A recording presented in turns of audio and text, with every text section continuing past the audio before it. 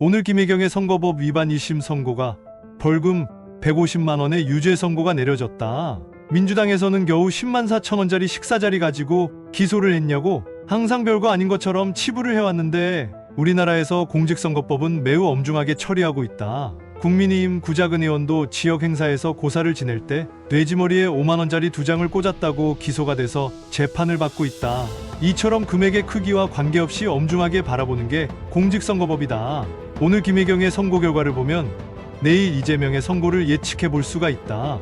일단 검찰 구형에 있어서 김혜경은 검찰이 벌금 300만 원을 구형했다. 선고는 그 절반이 나왔다. 그리고 양형 이유에 반성이 없고 책임을 전가했다라는 점을 분명히 밝혔다. 즉 그동안 형사 판결에 있어서 판사가 중요하게 보는 것은 반성의 태도이다. 조국과 정경심의 입시비리 재판 때도 1심부터 대법원, 조국의 경우에는 항소심까지 판결문에 있던 양형 이유가 확실한 범죄의 증거 앞에서도 반성의 태도가 전혀 없었다는 것이다. 그것이 곧 중형으로 선고가 내려진 이유였던 것이다. 그럼 이재명의 경우는 어떠한가? 고 김문기 씨를 모른다.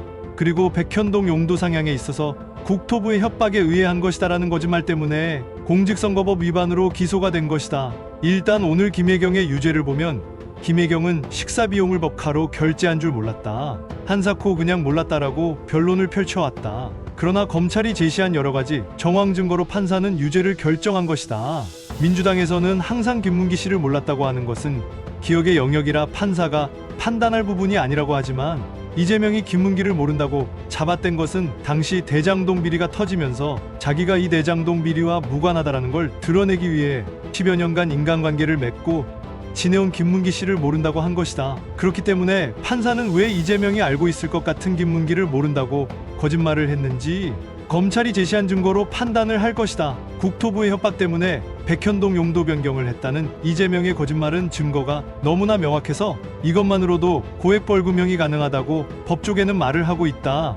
따라서 김혜경이 식사비 10만 4천 원으로 벌금 150만 원을 선고받았다면 이재명은 검찰이 징역 2년을 구형한 것으로 볼 때 판사는 징역 1년 정도를 구형할 가능성이 높다고 볼 수 있다. 이재명이 지난 2년 동안 각종 이유로 재판을 지연시켰고 반성하지 않는 태도 또한 중형을 선고해야 하는 이유가 될 것이다.